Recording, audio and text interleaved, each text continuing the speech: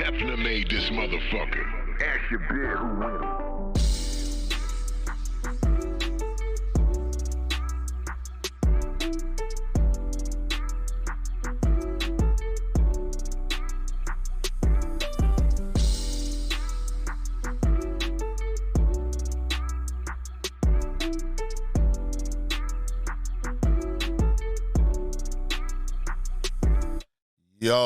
Yo, it's going down, man. Studio 56 podcast. I think, 177? I forgot that quick, man. 177. Man, it Say feels all good to dials be go back. to hell. 177. We Goddamn. in here, man. We back. Feels good to be back. Yes, we took 2 Lord. weeks off, man, handling business. Shout out to the homie Twan. He couldn't make it today. He had some stuff going on. But shout out to Twan, man. We going to be all back in the mix real soon. Maybe next week or whenever. It's all good. Shout out to Twan. Shout out to everybody. You know what's going down with us, man. My nigga Pook to my left. Moo on the ones and twos.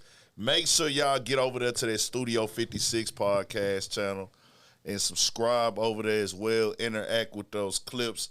Turn that channel up. We rocking, trying to get it done. Running it up. Y'all know I'm dropping on Urban Politicians TV every day, but we do want to run that up as well. We working on getting merch together. Pook getting my website together. And, hey, actually, while we here, if you are somebody that want a website done, he can do the website for you. You know what I'm saying? I'm just moving slow on my situation, but he can get websites done if you need one. Yeah, I ain't gonna lie, I've been working on both though. Okay, got you. You know what I mean? So, Studio 56 podcast channel, he going to have a website up where y'all could grab some stuff, merch, products. I got mine coming for sure. I'm just trying to make sure y'all like the quality when it do come out and make sure that the people is tapped in and loving the product and things like that when it drop. I don't want y'all to spend money with me and be dissatisfied, but we are here. Today is Monday. Is it the 14th? 15. I'm tripping. April 15th. May is pretty much over by tomorrow, halfway through. The year flying by, 2024, man. Let's get it. We ain't gonna hold y'all up no more. Before we get into why everybody's here, I want to send respects to anybody who lost somebody this week. Condolences to anybody, family members. But 2 things we do gotta highlight: Rico Wade. Yeah. Organized Noise, Dungeon Family producer. Just me not all the way understanding everything he brought to the game. I'm a nigga that do understand the importance and the role that he played and the Dungeon Family played in the start of hip-hop in the South. You got several pillars and things that contributed for us to get to where we are today, and he is one of those guys. Nah, for sure. And Dungeon Family. Dungeon Family. That's also Future's cousin. That's Future's older cousin. Passed away at 52. The news spread and everything like that. So most definitely condolences to him. Rico Wade, if you didn't know, Dungeon Family, that's the all-star lineup. Early music in this culture, bro. Like, they really was active.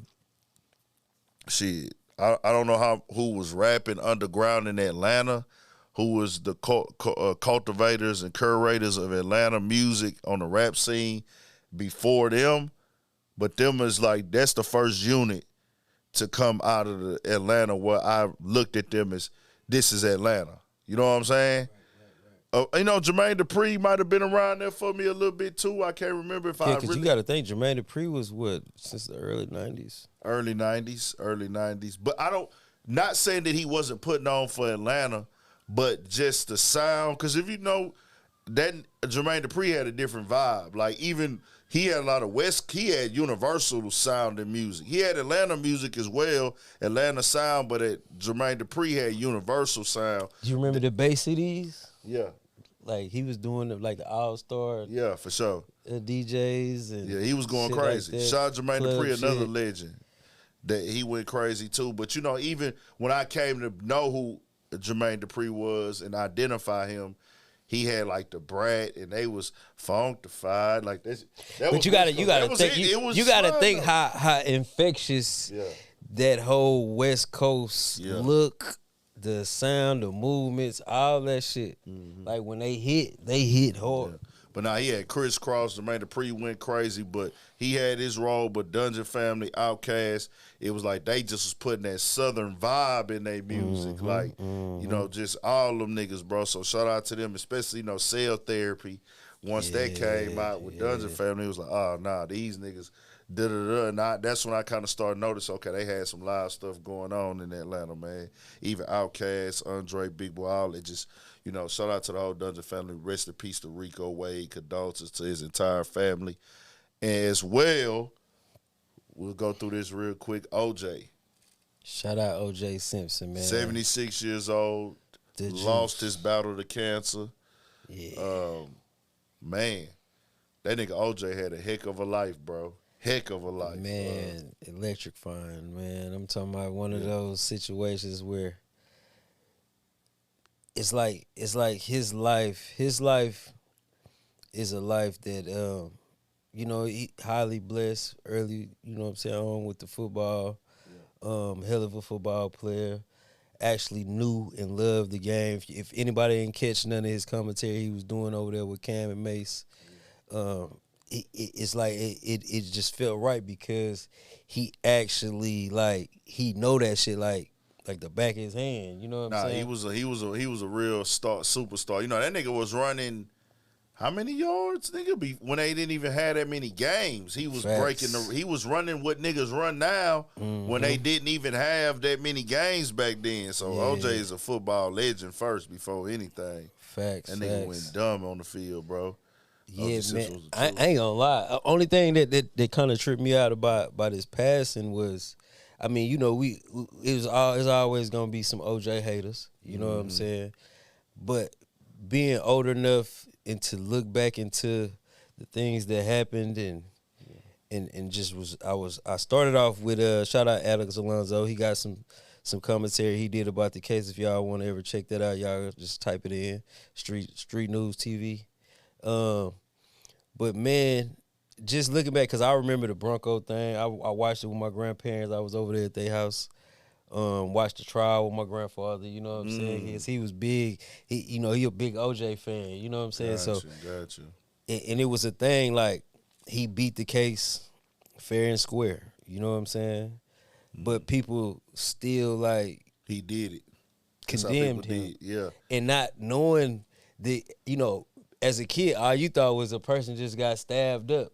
But when you look into the details of it, you find out, like, they had Colombian neckties and you know what I'm saying? And the dude, what's his name, Ronald or Rod, whatever his name was, like his ties to the Colombian shit through his friends, and two other friends were found murdered the same way. And when they tried to submit that evidence, the judge threw that out, and it was just a lot of little things. And it was I can't think of her name, but she was kind of gaslighting it.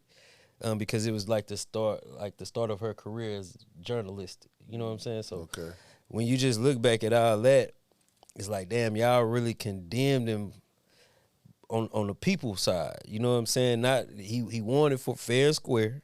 You know, Johnny Cochran, what'd he say? If it don't fit, you must have quit. Yeah. But even before the glove shit, it's like he shouldn't have never even been charged in that period. Gotcha. When you look at the crime scene itself and you see the way that they were murdered, you know what I'm saying? Condolences to the family. I don't want it to come off as like whatever, but most definitely condolences to all of them. You feel me? But it's just crazy that so many people, I seen so many people tweeting weird shit, saying fuck shit. And it's just like, come on, man. At the end of the day, man, that man was old enough to be anybody, grandpa, anybody, great uncle, or whatever. You know what I'm saying? I mean, and a lot of people is followers, bro, because they really wasn't even around for the case. Nancy Gray. Yeah. That's who that's who really gaslighted a lot of the things. Gotcha. You know what I'm saying? That was a part of his case or whatever. You know what I'm saying? But like you say, it's a lot of followers. It's a lot of people that's going, pin the tail on the donkey type shit. You know what I'm saying? Try to, do that. But man, shout out to OJ, man. You know what I'm saying? He lived a cool life. You know what I'm saying?